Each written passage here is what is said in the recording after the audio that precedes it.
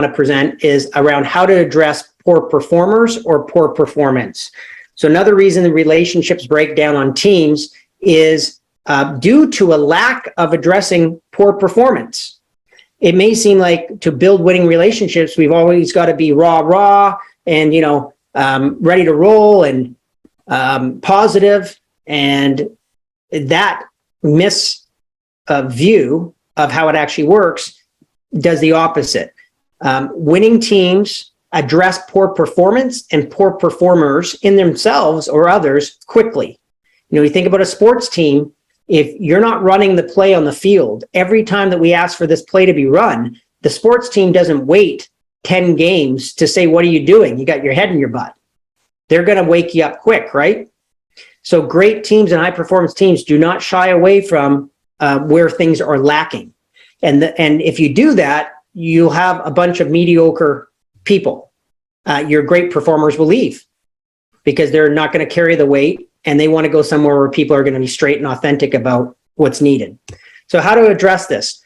You're going to get this as a download, but maybe just stick with me as I walk through this.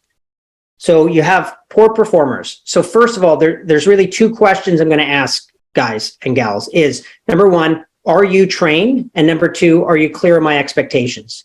So if people are not performing, consider there's only two things that is happening that you need to address. Number one, are you trained? So again, I know I'm speaking to a diverse group of leaders. You may be managing somebody who's in a staff hourly role and they have a very specific accountability. Think about a restaurant. They need to go greet people at the door if they're a host, and they need to bring them in and seat them a certain way and place the menus on the table a certain way. If they're not doing that, you'd first have to ask yourself, have we trained this person? Have we given them the tools to succeed? If the answer is no, then they're not necessarily a poor performer. They're just not trained, and that's on you. That's the good news. So in this example, are you trained? Yes. Okay, we'll go to that in a moment. In this example, no. Well, then you need to get them supported and trained immediately before you can go do anything else. If I have not got myself trained or you have not trained me, we need to address that. Otherwise, you're talking into an unreality. You're expecting them to do something that they may not know that they need to do. And you can assume that they know how to do it, because that's a vicious circle as well, because they're going to be too embarrassed to say, I don't know how to do this. Even though maybe you hired them and you thought they had the skill set, you've got to get into it with them. Have them be successful. Too many times we set people up to fail because we assume things, or we're lazy in our training of new people. We assume things. Don't assume it, and have a straight conversation, especially with your new employees. Here's the training program. Is there anything that we're missing in this training program that you need to be trained in? I don't want to assume anything. This is a new role for you, whatever's the case. So once I answer, are you trained? We got the no, you got to get them trained. If they say yes, oh, okay, good. We are trained. You check that off. So the only other place I go is then, are you clear on my expectations? Or are you clear on the organization's expectations? Right? Are you clear of your accountabilities and the expectations? It's different than training. It's like the behavior we expect, the values that we expect, the urgency that's needed, whatever's appropriate. But there's a certain expectation that I have of you, given I'm talking to you and I'm your team leader, or this is my company. And are you clear on them? Because maybe I haven't been clear. And you're not saying that to be facetious or catch somebody. You actually care. Am I clear? And are you clear? Because if you're not clear, then there's no performance issue. We just got to get some clarity. So if the answer is yes, then you're going to ask, good. Well, then will you then act consistent with your training and expectations? And you shut up. And they're going to give you an answer. Now, if the answer is no to the expectation question, you're going to ask what is unclear, and you're going to give them clarity, or they're going to get clear immediately, just like they need to be trained immediately.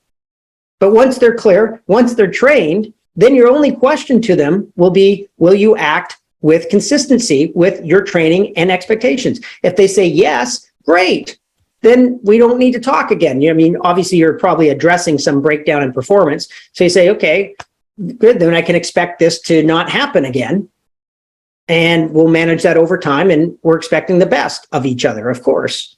If they say, no, I'm not going to act consistent with it, then quite frankly, you're thanking them for their employment and you're wishing them luck in what's next. Now, obviously that's a chart with 7 steps in it, right? There's nuances, but I'd like you to consider it's as simple as this and as clear as this. And if I have people on my team who are trained and are clear on expectations and they're not willing to follow them, why am I paying them? And they are better suited at another culture, another place that have different expectations, that's fine then. I'm happy that they've discovered that quickly and we can move on. So how is this model for you? Just a thumbs up or? All right, good to know. All right, team. So a couple final conversations here as we start to wrap up.